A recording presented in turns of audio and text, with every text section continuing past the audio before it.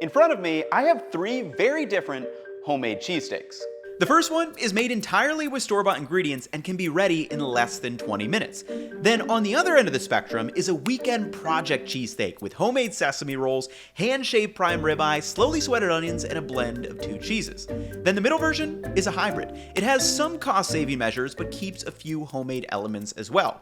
And the goal here isn't just to find out which one tastes the best, but more importantly, I want to figure out which one makes the most sense to make at home. So for each version, I track the ingredient cost, the active time, total time, and then I'll give each one a flavor ranking. So by the end of this video, you should have a better sense of where extra time and money actually improves the cheesesteak and where it doesn't. So we're gonna break down the cheesesteak framework and the different choices I made, and then I'll meet you back here for the final taste test. So let's start with the bread. A proper cheesesteak needs a long roll that's sturdy enough to hold up to all the beef, onions, and cheese without falling apart. And if you go to Philly, you'll typically see rolls from bakeries like Amoroso's or Liscio's, which supply many of the shops around the city. However, some of the more well-known spots like Angelo's will take it a step further and bake their own rolls in-house. And ultimately, this is the same decision we need to make at home. Are you going to buy a roll from the grocery store or bake your own bread? Now, in order to make a cheesesteak in less than 20 minutes, which is what we're doing with our first option, this means you're limited by what you can buy at the store. So for our first cheesesteak, I went with this demi baguette from my grocery store bakery. And this roll cost me $1.29, and obviously there's no time involved to make this. Now in terms of flavor, I would say this is a decent option. If you live somewhere in the Northeast, you can probably find much better store-bought hoagie rolls than this. However, if my time isn't a constraint and I can plan ahead, my ideal cheesesteak roll is a sesame seed hoagie roll. Soft on the inside, sturdy on the outside, with those toasted sesame seeds adding a little extra flavor. And technically, this homemade roll that I made is way cheaper if you itemize the ingredients at just 44 cents per roll. But this doesn't factor in that you need all these pantry ingredients on hand, and secondly, the time needed to make them, which is one of our most precious resources as a home cook. So I'm gonna quickly show you how I made these, and while I do, I'm gonna keep track of the active time and total time so we can get a clear picture of the differences between these two options. To start, grab out your mixing bowl and to that add 400 grams of bread flour, 6 grams of yeast, 8 grams of diastatic malt powder, which is going to help feed the yeast and improve the browning in the finished rolls. Then add 8 grams of salt, 10 grams of honey or some sugar, and finally 20 grams of oil. Then I gave that a rough mix with my hand before bringing it over to the stand mixer to start incorporating the water. So turn the mixer on low and then pour in 260 grams of water, making this a 65% hydration dough. Then I'm going to let that spin for about 6 minutes until it works into a dough that is soft to the touch. You can absolutely do this by hand, but the stand mixer makes it easy. Once the dough is formed, I take it off of the mixer, and then using my hands, I just form it into kind of a smoother ball before adding plastic wrap over the top and letting this rise until it's about doubled in size, which for me was 75 minutes. After letting the dough rise, it's time to form them into rolls. So I first cut them into equal sized portions, about 175 grams each. Then I also set up 2 baking sheets, one with sesame seeds and the other with parchment paper and a little cornmeal over the top, which is the one they'll bake on. So to assemble, I first roll it out into a thin shape, then I roll it up tightly into a log. And very importantly, make sure you pinch off the seam on that bottom. Then roll the bread roll through the sesame seeds, and I like a lot on mine, and then transfer it over to the baking sheet with that cornmeal over the top, and then just repeat that process. Roll it into a flat circle, roll it up tight, pinch the seam into the sesame seeds and onto the baking sheet, and just like that, we have 4 great looking hoagie rolls. So again, I let these rise for about another hour or so until they're looking nice and plump before scoring them with a knife or a razor, transferring them to a 425 degree oven to bake until they're nice and golden brown and around 205 degrees on the inside. And you can let me know in the comments, but flavor-wise, I definitely think these are looking better than our store-bought rolls, but again, let's take a look at the final numbers for the full context. So for the middle and high-end version, I'm gonna be using the same sesame seed roll, and each one costs about 44 cents, takes around 25 minutes of active work, and about 3 hours and 15 minutes total with the rise and baking time included. But now that we have our bread choices squared away, let's move on to the beef, and this is one of the hardest parts to replicate at home. So to test this, I picked 3 different approaches, each using a different cut of meat and preparation method. And of the 4 components in our framework, this is where you're going to see the biggest price difference depending on which one you choose. Traditionally, a Philly cheesesteak is made with thinly sliced ribeye, and this is the classic choice because it has higher fat content than most cuts, which help keeps the meat tender and adds a lot of flavor once it hits the griddle. However, I would argue that the more important factor for a cheesesteak isn't just the cut, it's how thin the steak is actually sliced. At most cheesesteak shops, they're using an expensive commercial deli slicer to shave that ribeye extremely thin before it ever hits the griddle, and this is one of the hardest textures to replicate at home. So for our cheesesteaks, I wanted to test out 3 different cuts of meat. First is just some pre-shaved beef from the grocery store, which costs $10.99 per pound. Now, the big advantage here is there's absolutely 0 prep time, and it's already sliced really thin, which is exactly what we want for a cheesesteak. However, there are 2 potential issues from a flavor perspective. First, I found that the slices aren't always uniform. You'll sometimes get a few bigger slices mixed in, which can just be a little annoying. And secondly, this doesn't look like ribeye. It's leaner compared to the other 2 options I'm testing. However, once we start adding the cheese and everything else, this may not be a problem. Now, on the far end, I bought a prime ribeye steak, which costs $23 per pound, and obviously it looks beautiful, but the hard part is figuring out how to slice it thinly. To start, I just cut the ribeye into smaller strips that would fit my mandolin, then tossed them onto a baking sheet and into the freezer to firm up for about 40 minutes. So after 40 minutes, I grabbed the pieces of ribeye out of the freezer and then started slicing them on my mandolin, and this process works surprisingly well, at least at the start. You can get very thin slices that, in my opinion, look way better than that store-bought shaved beef. However, the big issue with this method is it's kind of annoying and you end up with a lot of waste. You can see that the meat starts getting gunked up on the mandolin as it raises in temperature, and additionally, as you get towards the bottom of the steak, you're left with these thicker pieces that are too flimsy to slice anymore and would need to be hand cut. And because this process is just kind of annoying, I probably wouldn't recommend it for that reason alone, and this brings us to the middle option, which is actually the cheapest too. So I found this prime chuck roast for $9.99 per pound, and all I'm gonna do is hand slice it, no freezer necessary. Because this is a bigger cut, I can kind of piece out the center, which gives me a section that's really easy to slice by hand. So using the thinnest, sharpest knife I have, I just start slowly slicing down the chuck roast, and you can really see all that beautiful intermuscular fat running throughout it. And in just 4 minutes, I've got a full pile of shaved beef. I don't think these slices are quite as thin as the other 2, but for only taking a few minutes, they still really pull apart nice and easily. And if we look at the final numbers per sandwich, I'm going to be using about a half pound of meat for each one. So that means the pre-shaved beef comes out to $5.50 per sandwich, the chuck roast is $5 per sandwich, and then the ribeye jumps all the way to $11.50. I've also got the total time and active time for each option listed down below, so you can see there are some very real trade-offs depending on which route you go. Okay, so we're gonna see how different those beef options really are in the final taste test, but we've got 2 more components to cover, the cheese and the onions. And I'm gonna start with the cheese and save the onions for last because I think the onions are one of the most overlooked parts of a great cheesesteak. So let me show you the options we're gonna be testing for our cheeses. With cheesesteaks, the cheese is really more about your preference than anything else. There's no universally correct choice. However, the most common ones are Cheese Whiz, provolone, and American cheese. Then some places also offer Cooper Sharp, which in my opinion is actually the best version. It's basically like a sharper American cheese. However, since I can't find Cooper Sharp here in Texas, I'm gonna have to improvise a little bit. So for the 20-minute version, I'm using store-bought Cheese Whiz, the old standby, and this comes out to $1.24 per sandwich. For the middle option, I'm just using American cheese from the deli at $2.08. And then for the higher-end version, I'm gonna try to replicate the flavor of Cooper Sharp by blending the cheeses.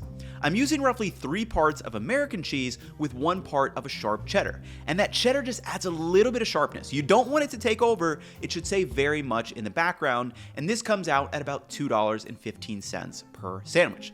So obviously there's no time difference between these options, just slight differences in the cost depending on the cheese you use. Okay, so our last component are the onions, and this is the one that I was getting wrong in the past because I now believe one of the secrets to making a great cheesesteak at home is very slowly cooking some soft sweated onions. So let's break it down. Sweated onions are gently cooked below the browning point, so they don't really develop any color. Instead, they slowly soften and release their natural sweetness as well as evaporate a lot of water.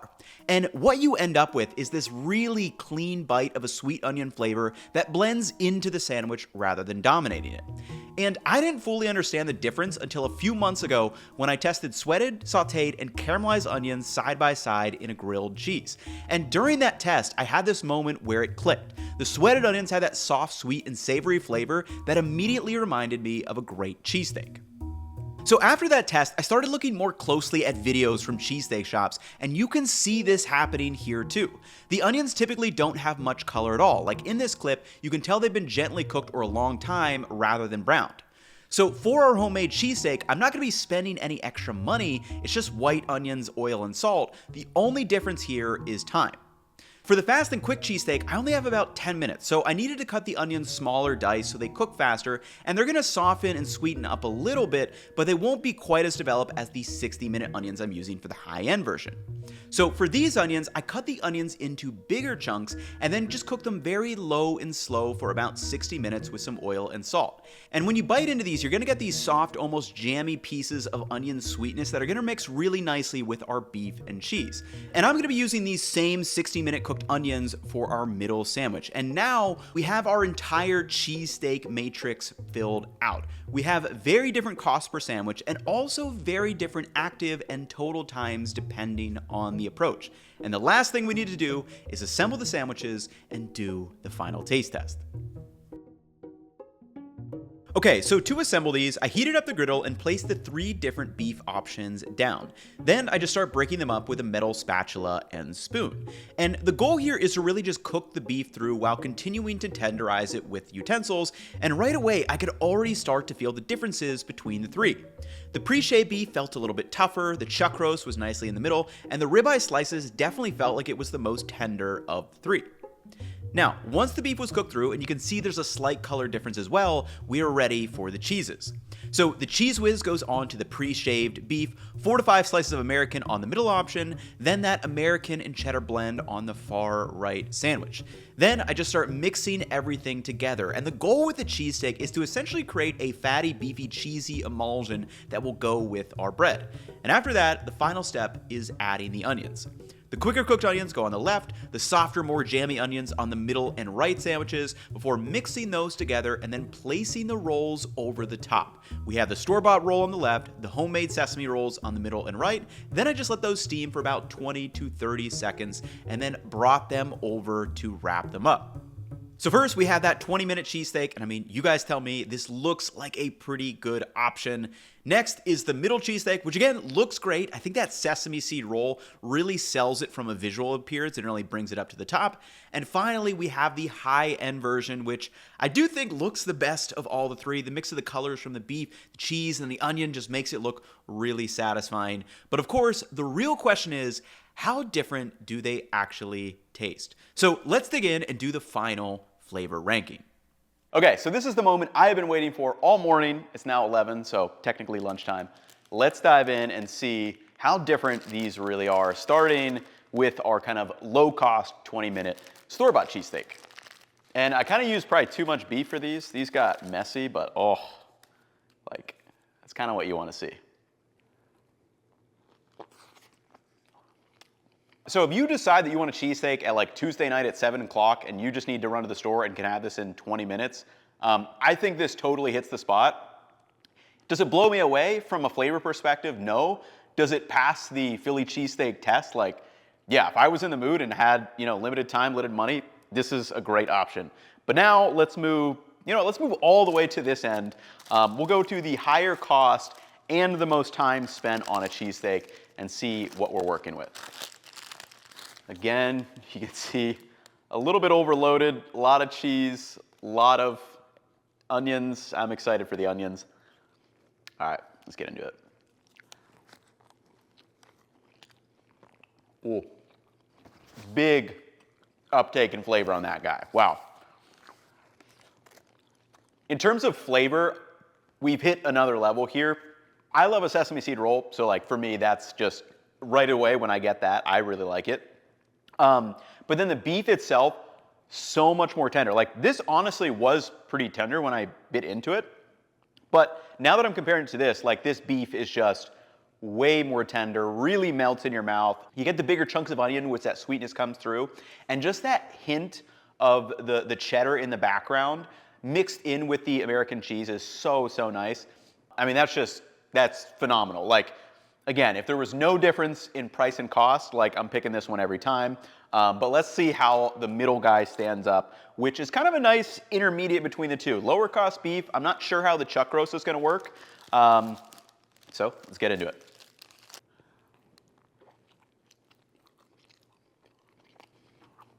Wow. Again, the beef, way more tender than number one.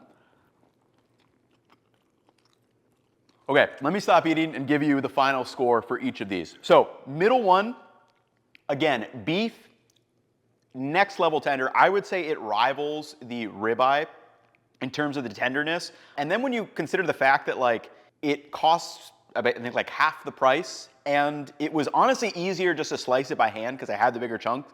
Like, doing the frozen thing is just kind of annoying. It was a little bit frustrating. I probably wouldn't want to do that ever again. This is that nice happy medium. We have the same onions in there. Then I do miss that little bit of kick from the sharpness in the cheddar that you get in this one. So I think I would just maybe add some cheddar to this one. So in terms of flavor ranking, I think all of them pass the test. I'm gonna give this one like a 7.1. Like, it passes the test of, like, if I'm in the mood for a cheesesteak, I can happily eat this and have it in 20 minutes and it's all good to go. However, this is like where we're getting into the next level stuff. I think I'm gonna put this one at like 7.9. Really, really good, solid cheesesteak. Like, is it exactly like one you would get in Philly from Angelo's or something? Not quite there, but like, we're getting pretty darn close. And then this one too, with that little bit of sharpness from the cheddar in there. And then I do think the ribeye is fractionally better, but not worth it for the cost and the time spent. I'm gonna give this one an 8.1. So in my opinion, all three are totally worth making. But anyway, now is where I would like to hear from you. What do you think the biggest trade-offs throughout this cheesesteak making process were? And if you were making your own cheesesteak at home, which kind of version would you try to replicate? That is gonna wrap it up for me in this one. Let me know if you guys like this style of video. I would be happy to do more. They're very fun and interesting. I love doing taste tests. So that's gonna wrap it up for me in this one. I will catch you all in the next one. Peace, y'all. The video is over, but I do have one last thing to mention, and that is our Cookwell app is now available. And inside this, you're gonna find framework-based cooking like we just talked about with the cheesesteak framework. So you can remix the sandwich however you want, choose your bread, beef, onions, and cheese. Then you can save your own version and even add your own photos, which I think is pretty fun. And outside of that, we're building this as a whole cooking system. So there's a meal planning calendar, there's a bunch of recipes and frameworks. You can keep track of your grocery list and organize everything directly to your profile. So if you want to check that out, that's going to be linked down below, as well as just a recipe link to the normal website on cookwell.com. But anyway, that's going to wrap it up for me in this one. Hopefully you guys enjoyed. I'll catch you in the next one. Peace, y'all. For real this time. Peace, y'all.